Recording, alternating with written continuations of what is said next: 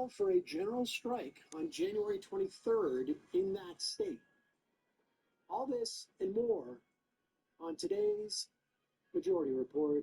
Welcome, ladies and gentlemen. Thanks for joining us. Trump triggered by Epstein heckler. As Emma Vigeland would say, if she wasn't I guess we'll off watch a little today, bit of it. Hump Day. But it is Hump Day regardless. It's Hump Day. It feels like it should be Friday, and it feels like it should be like close to Friday in late December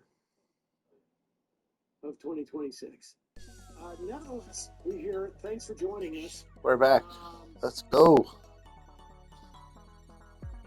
Zane, I am special update. There's new challenges. Piggyback 3 times in any game. Perform any 3 emoticons in Knockdown. We need to piggyback an Explorer or something.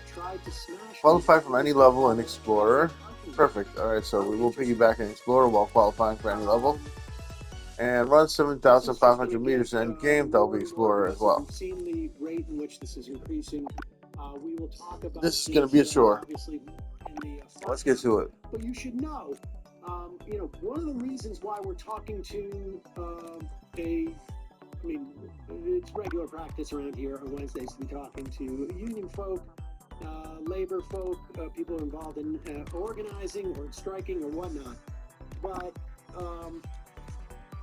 the value of the largest New York City nurses strike in history is not just in what's going to come out of it for the nurses, but this is at a time when building community relationships, networking, regardless of what it's about.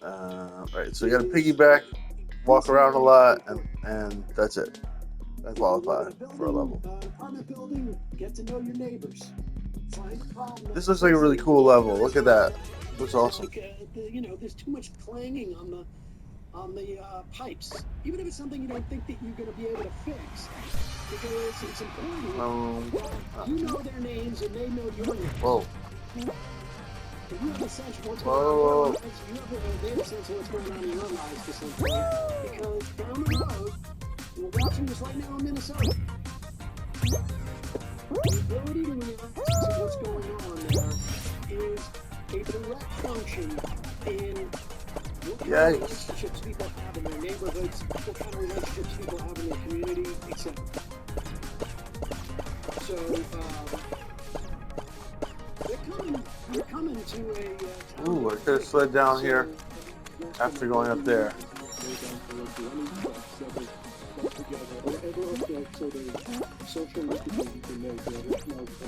Coffee clashes, clubs, women organizing. Whoa! Anything you can do to just increase your social networking is very important. Let's compare and contrast that, shall we? I made it. The President of the United States. Or no, probably we should start with this one. This is an awesome level. As I said, we're going to be talking to the nurse practitioner at Mount Sinai Main Hospital on strike. Yesterday, the strike I need to piggyback, but there's no other people playing. 2 days ago. Maybe, okay, as I move forward, more people will be playing. So it's no problem. Leadership in this city. You did not have time to ask that question, because it was already answered within the first hours of the strike. Here is the new mayor of New York City putting on his soft shoes and out in front of his picket line.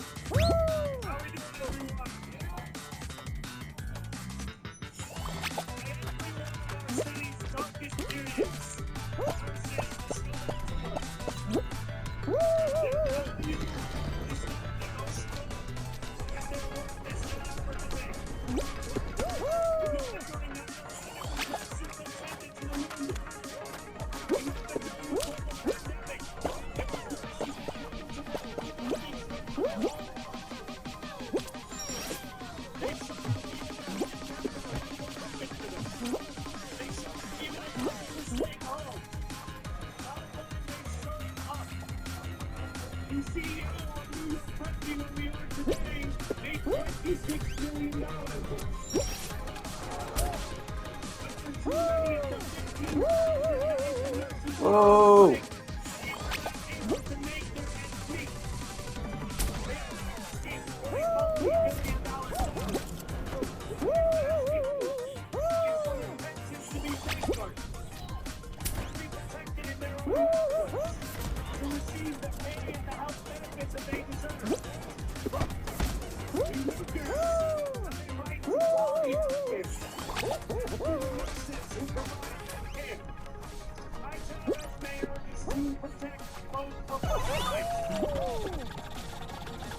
There he is out on the streets, and the footage after him walking, like leaving the strike, was nuts. I mean, aside from the hundreds, if not thousands, of nurses who are on these picket lines screaming, the supportive things to him,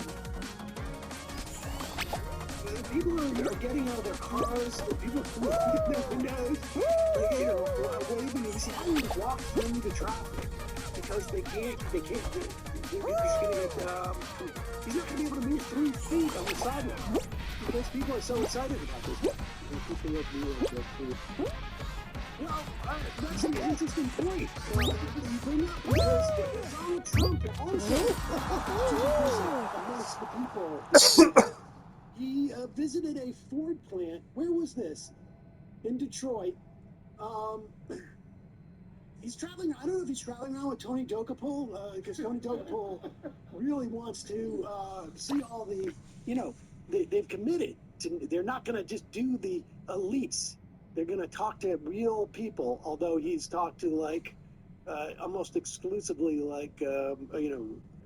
Venezuelan leader. I mean, it's almost exclusively everyone he's interviewed. But I don't think Dokapol was here.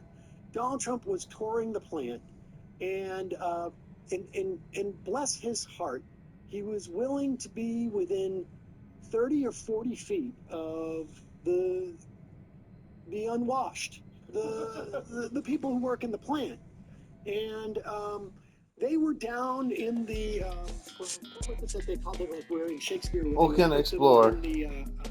The round is these, but they're in the pit, essentially. The wealthy patrons had seats, but then everybody else has to sit in this dirt pit.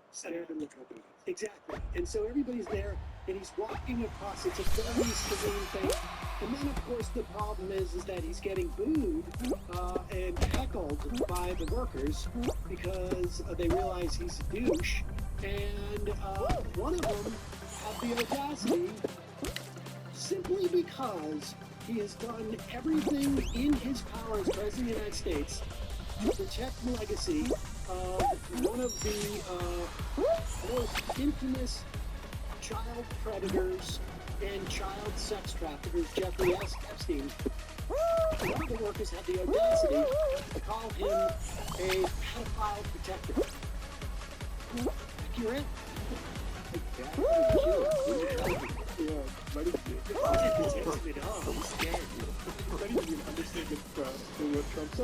know if you can read lips, but what Trump says to them, he send them to that. You can read hands, if you can read hands and fingers, you might be able to get the message. Wait, I need piggyback.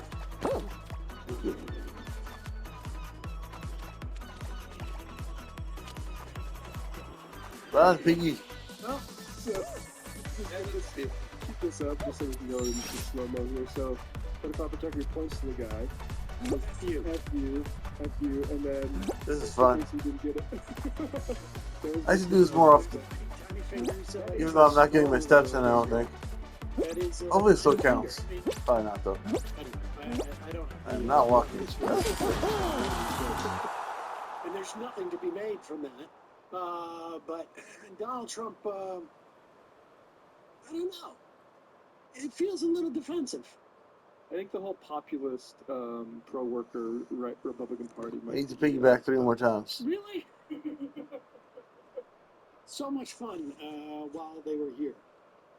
Shout out TJ Sabula, 40-year-old auto workers, local 600 line worker, who made that said, as far as calling him out, definitely no regrets, but there are GoFundMe's for the guy, because there's probably going to be some kind of retaliation. Hopefully not, but yeah.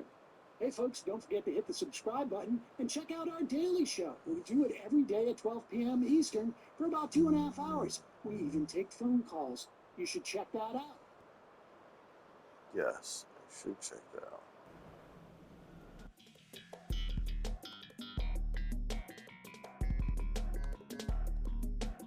It definitely shows like how receptive politicians are to public pressure. I think this is a preview of what a lot of primary races are going to look like.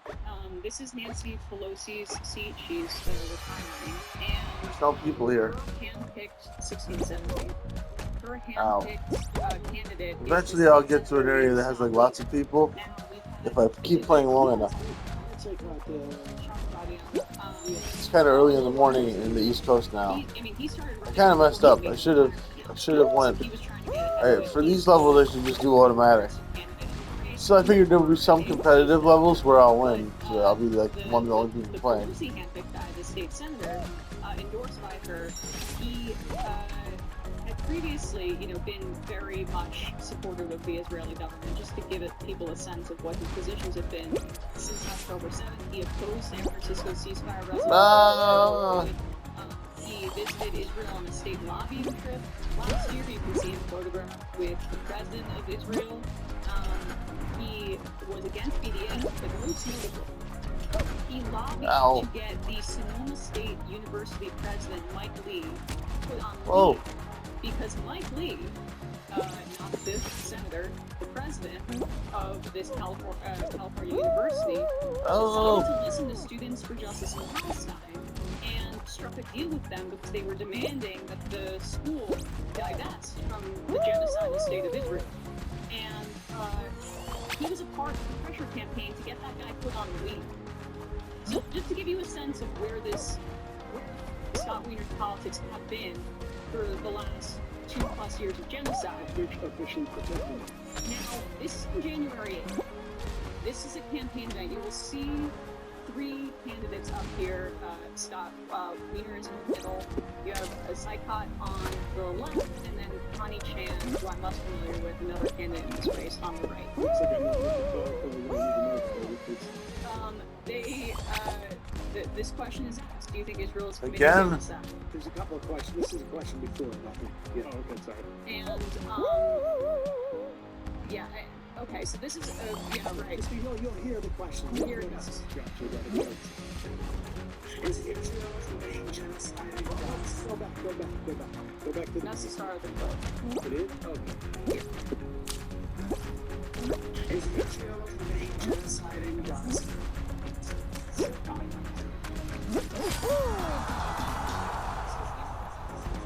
Yeah, but both switching the scene. The two inside that and the other candidate both say yes pretty immediately, and he just kind of sits there. Yeah, there was a sense of how they answer things, and the idea that if there was any thought of maybe didn't hear the question or Right. This card. I needed a third option on my card, and it was too thin if I saw it that way. So he's just fiddling with it. I mean, not even gonna answer, bro.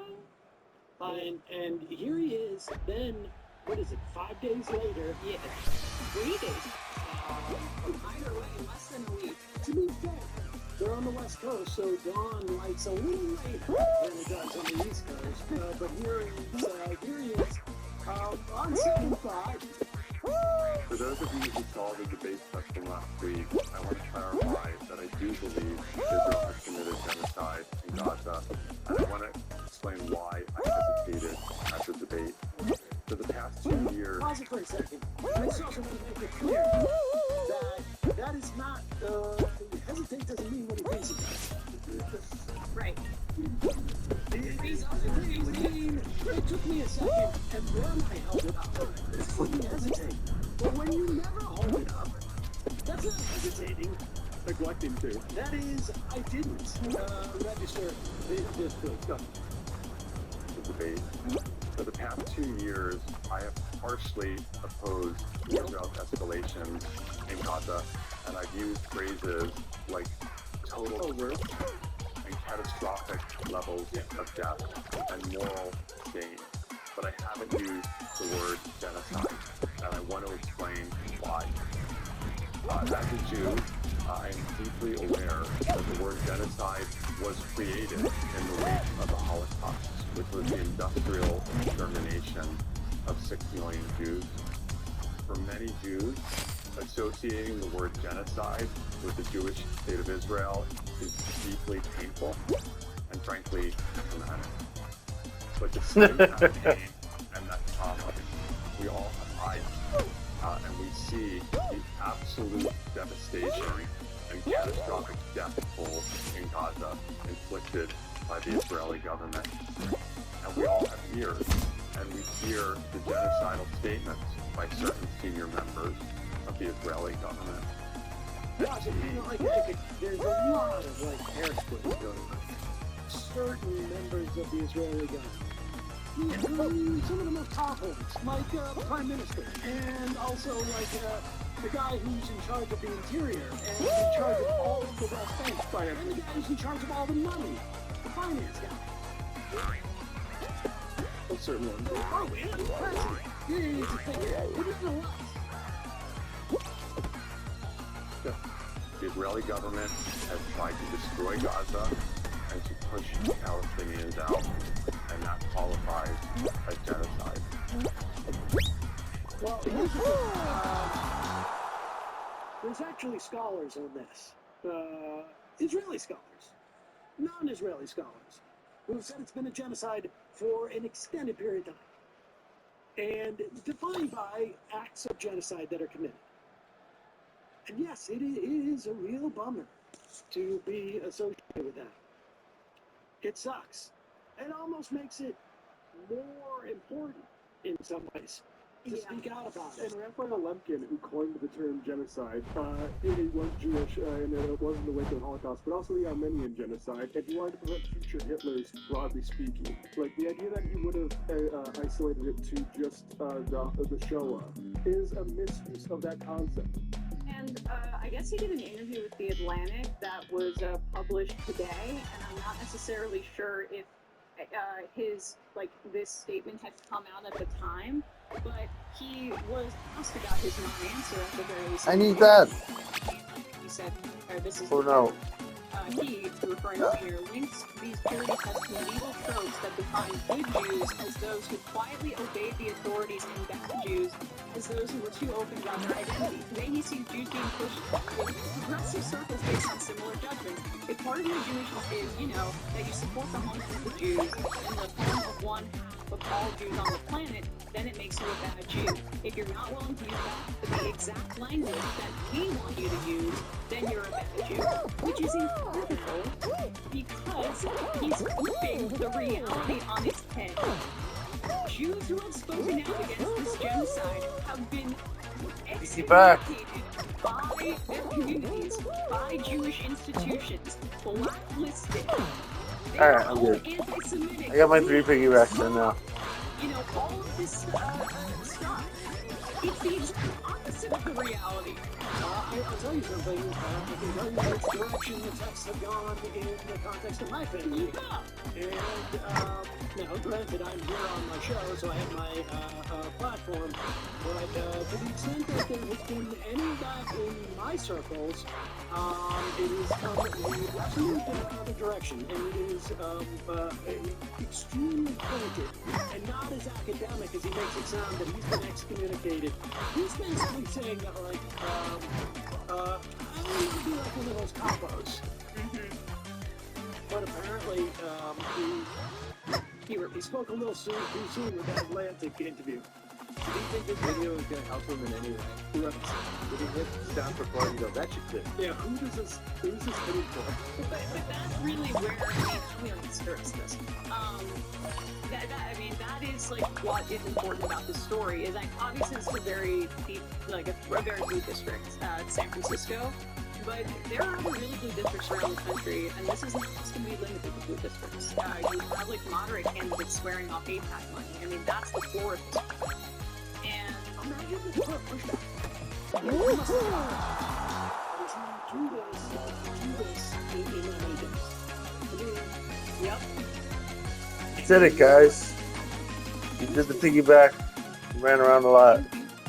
You still need to run around more though. We're not done. Political calculation for this guy. You know, there is another way where you can imagine, like, it has been very, very difficult for me to come to grips with this. And I've finally been forced to actually face this and actually think about it. And, you know, you can make an argument. Listen, I'm happy to have anybody come around to the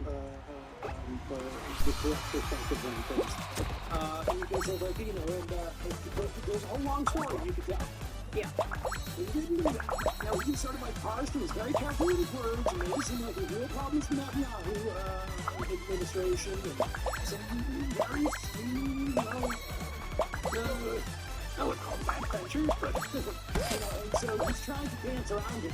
This level is trash, but it's not a very good level. But that being said, Shit, I don't care. it's short, so I kind of like it for that reason. Like leaders are supposed to take pain. It's short to give me some more steps. There's a model for how to do this, and it's Samuel Sewell's apology. Apparently, that was my first one where I qualified for a level. So I had to be without respawning. So and he eventually had to apologize, and was the first to do so for his. I didn't realize that. I thought it was just qualify for a level. I am actually sorry for what And Scott Wiener should say. I thought it was just qualify for a level and explore, but it was qualify without respawning. That was the first one that I did. I was too cowardly Did it. or morally like not there to do so. Like I don't want to hear like, oh, now I've come to say the right words. And the first thing. Okay, don't jump. Walk. I don't care about the words. Walk lots of things. And because Whoa. I said the word destruction. yeah. I'm being harsh right now. I said the word destruction. Yeah, it was more incumbent upon you to speak up about it being a genocide because it was ongoing. It was ongoing. And it still is ongoing. I shouldn't even speak about it like that, of course. We're going to be speaking about that on Thursday with our guests. But that is where it's like they're, you know, talking about how it's painful means that you are hopefully blinding yourself to reality where if you were to speak up little by little, it could have stopped said genocide or curbed it. It was more incumbent upon people to call it a genocide when it is ongoing versus with history giving you some sort of cushion to feel like, oh no, this is morally indefensible now. And I definitely would have been against it at the time. Yeah, you will. Oh, yeah. Get on my face. Two other options. Right up quick. Go away. Hey folks, don't forget to hit the subscribe button and check out our daily show. We do it every day at 12 p.m. Eastern for about 2.5 hours. We don't take phone calls. You should check that out.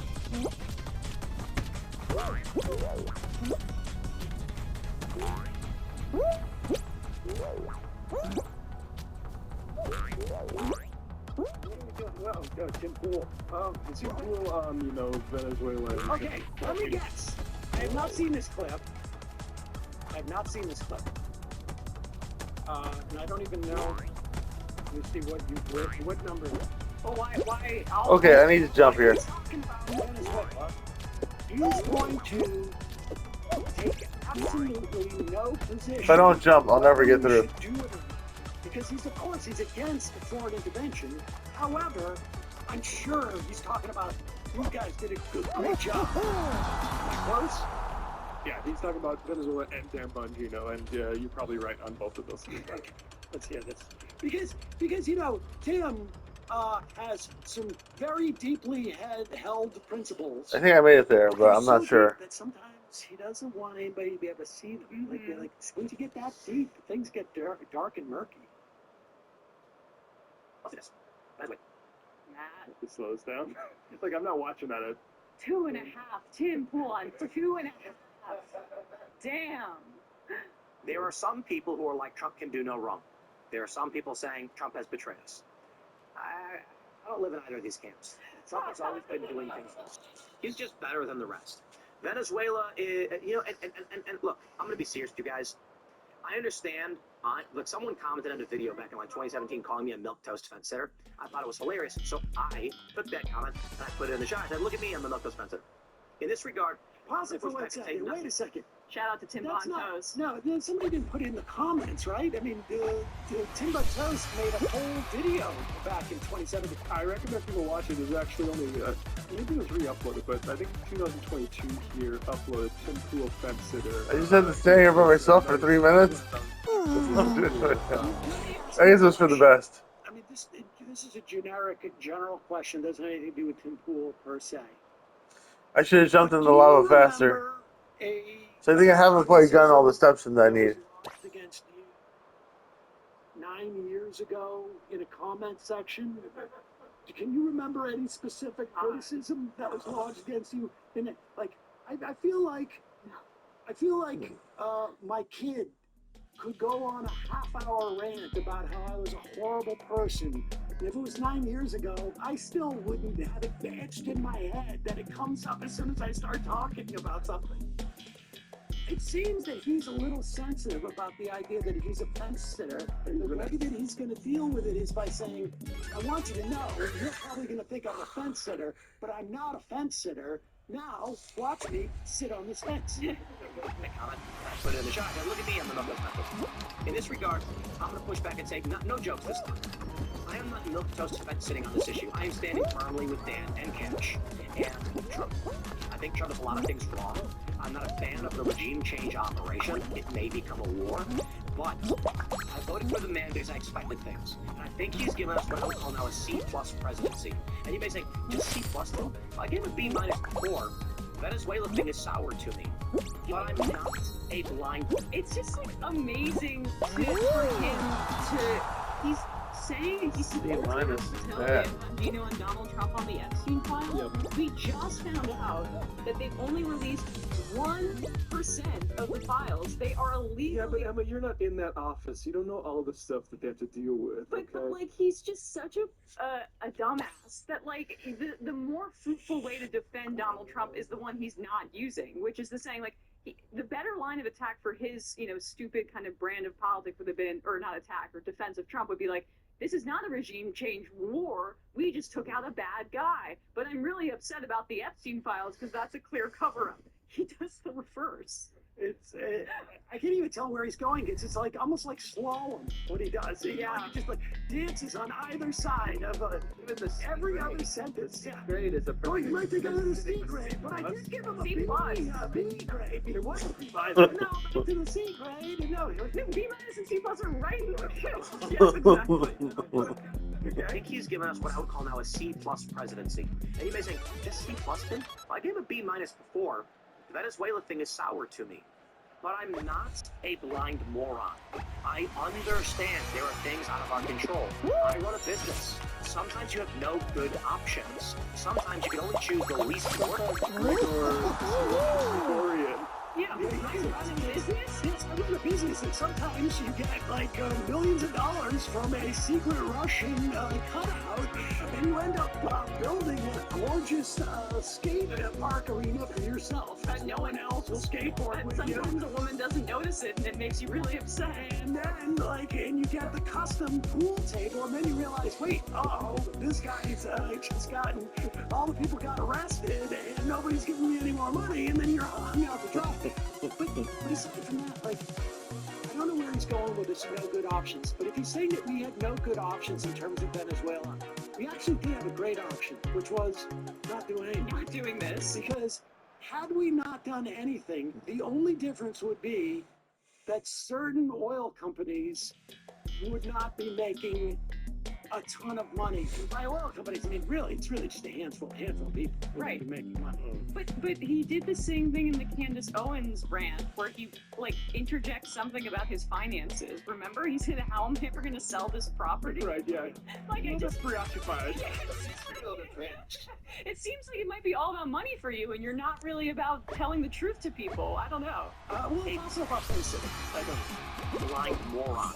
I understand there are things out of our control. I run a business. Sometimes you have no good options. Sometimes you can only choose the least worst thing. To then claim that you've been betrayed. Pause it. I also know, incidentally, that he's had to lay off some people. And so that could be one of the least good options. Also, I don't know where, maybe he's on vacation somewhere, but It doesn't look like a studio. Yeah, it does look like a different set. I wonder what it's doing. Downgraded. Possible. To go to war with someone you're asking to help you because they didn't give you everything you wanted is the epitome of childhood naivete. Sometimes And he's not talking about Trump going to war with Venezuela by taking that lead. He's talking about people saying, I'm mad at Trump and Bongino and Cash Patel for not releasing the Epstein files. It's childish to go against them. you wanted is the epitome of childhood naivete. Sometimes Naivete. you just lose. Naivete. Doesn't mean anyone betrayed you. It means sometimes you just lose. So these people that are like, you're defending Dan, Tim? Come on, dude. If not Dan, then who? Honest question. If not Dan, then who? It doesn't matter if you think it's a good job or a bad job. I wish things were different. Time for a whirl. Collect points as you ride the waves around the whirlpool. Sounds fun. That's not even the guy who's going to replace him because he just resigned. I mean, it's not like they've gotten rid of the deputy FBI. Party position. time. Party in the USA. Not Trump sycophant. How about somebody who's not sycophant that like the entire MAGA movement? Yeah, I mean, and I just don't. What? How is he even attempting to explain away the fact that it's technically solo or no? It's about the Venezuela thing was because We're in the whirlpool. and can kind of welcome in him, but knowing that's an unpopular thing to do. So he did the Venezuela thing to kind of prove that that's everything is fine. But it's interesting to see, like, as we hear about maybe some certain financial troubles, we know that he met with Benjamin Netanyahu earlier last year. He lost the Edward Gregorian thing. Now he's the one defending the Republicans, saying about the midterms. He's really fixated on, like, it just is weird how he's become even more tethered to Republican establishment talking points. But his financial issues seem to be increasing. Well, that's always why he's like being called offensive, is because it obscures what he actually is, which is a right-wing partisan. Mm-hmm. I don't think there's anybody else. I really don't. And I think we got what we got. And what we need is structural and cultural reforms at the highest level. Cultural reform. What I really think is, I'll put it like this, and then I'll read what Dan was saying. But I got to say this: should we have removed Maduro? Okay, let's lay it all out there. I don't know everything. I certainly don't, but I know some things. The petrodollar deal has ended. The U.S. economy is propped up on our ability to force other countries to buy oil with U.S. dollars. We don't manufacture enough. Trump wants to bring manufacturing back and secure our country. Can we do it right now? Well, the argument would be that if we simply just snap our fingers to change the economy now, we lose the petrodollar, we don't have the manufacturing, we're screwed. So you can't just change overnight, you need transition. Rome wasn't built in a day, okay? And while some would argue it burned in a day, it still actually did not. We have to change things. We don't For 1 second, I just want to say, like, you know, the whole point of he's solid on the Venezuela thing, but if as long as it's for us to establish and maintain our dominance as the petrodollar, it's a different story. I didn't realize there would be a reason. Someone's financial interest would be a reason to wage war. Like, that's been the reason for every war. Yeah, maybe it's not the petrodollar. Maybe it's like, we want these minerals, we want these assets, we want these shipping lanes, whatever. But did he think that wars were just a function of, like, he didn't seem to like it. Now, in this instance, Trump just got a deal, essentially, with, it appears, made some type of deal with Rodriguez, who has taken over the vice president in Venezuela. And I'm quite sure it is lining his pockets or his buddy's pockets. But the idea that this is going to lock in the petrodollar, there's a lot of other oil dealing that's going on around the world. At this point, Trump is saying, we don't give it to China or to Russia. Who knows where he's going with this? But if you're okay with war to maintain the petrodollar, then what war would you be against that we've waged in the past, let's say, 30 years? Right. And the idea this is for American manufacturing, it's like a lie like Chris Cuomo was doing, where he just mentioned affordability because he knows that we can talk about this now. Like, how can China expand manufacturing is the state investment? Yeah. I mean, and talking about like state investment, Trump scrapped so much of the infrastructure, the bipartisan infrastructure bill that Biden passed, and halted so many of those projects, which was actually trying to, not in the efficient way that the Chinese do it, but build up certain like state capacity so we can manufacture things. China's selling a 4,000 electric car that they have now developed battery technology that it can go 400 kilometers with a 5-minute charge. Yep. And also, we've lost manufacturing jobs under Trump. Just like everything he says about what this is supposed to achieve is like kind of the opposite of what's happening too. The dollar's also being undermined by Trump's economic policies. I did badly on that level in terms of collecting stars in a cool way, but it's still a fun level. This means it's going to take a long time to rectify a lot of these problems. And So in the meantime, the question is this: somebody doesn't want Iran and China getting access to Venezuela. I want to watch the closer. He doesn't want them building military bases, and China had like these radar technology and military technology and Love through a prism. Lily has just 6 months to become the top student at Prestigious Academy. Okay, interesting. Let's put this on English for a second. I really want to go Japanese.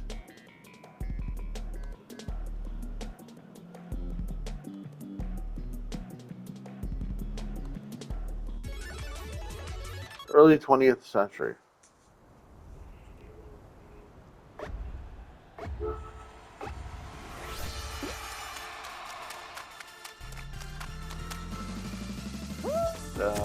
What?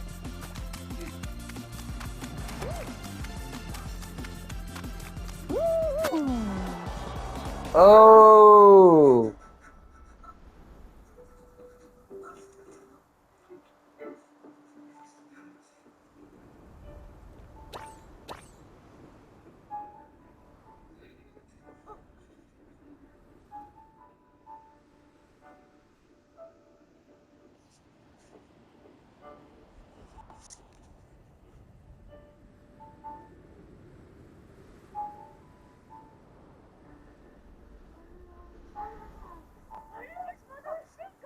Yes, my darling.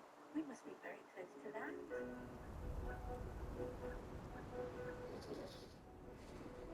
There it is. That is England. Yes, that is England.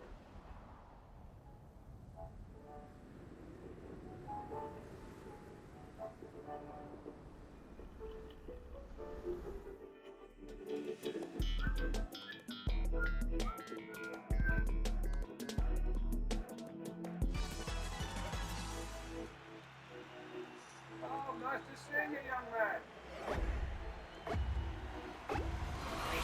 Okay, we're here. I know where the train is. I thought I knew where the train was. Yeah, there it is. Wait, train! Don't go without me! Go.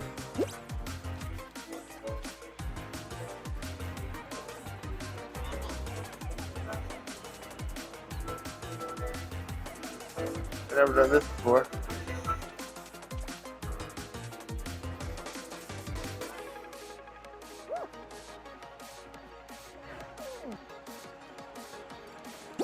Oh, this is the train.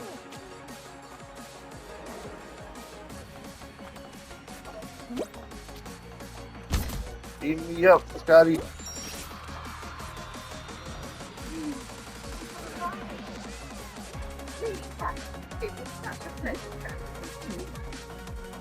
Okay, shut up. Don't say Lily Simon British accent, that's racist. Agatha Christie's 7,000. The upper, oh. It is complete. Lips are stiff as the martinis in this thing. 20 blisters. 3 episodes. Let's watch a little bit. Martin Freeman in this? Martin Freeman's in it. I saw the name Freeman. I'm not sure if it's actually Martin Freeman or someone else. A Netflix series.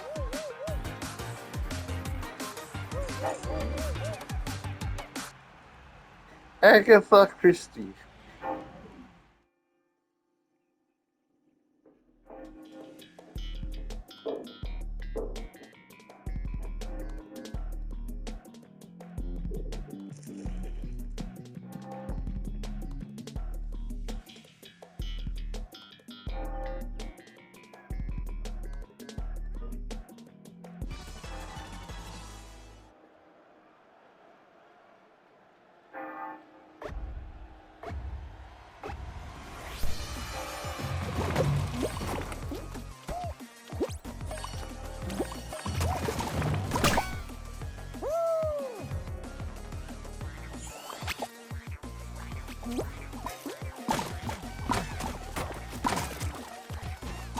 Oh, I see. I said that on a thing. Okay. Yes, please. I like that little rhino. Explore. I want to try out the other stuff. Well, I didn't try out some of those. I wonder what the. See, there's the balloon, the ball, the chicken thing, the rhino. I know what those are. But what's that little glowing coin there? I want to try that out. Man, I wish I hadn't left that level place so quickly. Let's go to the next level. I think I can still go to Discover and find that level, but it'd just be like hard to find. Man, I wish it was easier to just go from level to level. Turbulent Peanut. That's what it's called.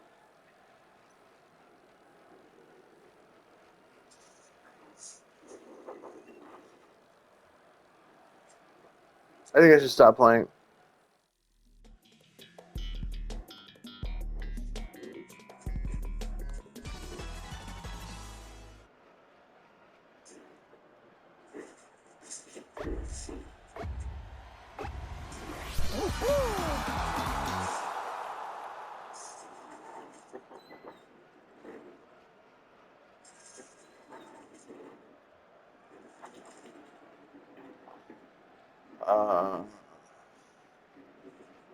Oh, I think I died. Let's cancel the matchmaking. Cancel quick game. I'm so tired. I'm very tired now. I've been playing for how long? 40 minutes. Like, you get killed by a bull, you got killed by a bull. Alright, I'm gonna stop.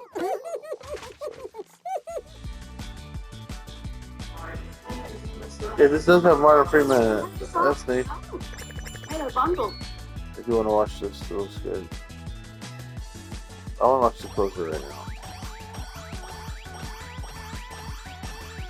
Doctor, I just go back and do things differently.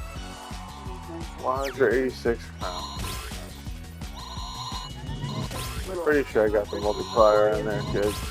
3 crowns, nice. So, you were mad when your wife hired was you know. I didn't bring adult response to the whole thing. I made some calls in the heat of the moment that I was so stupid. That's all, folks. Please like, subscribe, click the bell, leave a comment. Love you guys. Bye-bye. Whoa, what just happened? They finished searching the BMW too. An update came in. So you can run away. So we have 3 questions that we're asking everyone. I do not at all. It's downloading new content. Where you were. Like, subscribe, click the bell, leave a comment. Love you guys. Bye-bye. That was. Save recent. Stop. Save recent gameplay.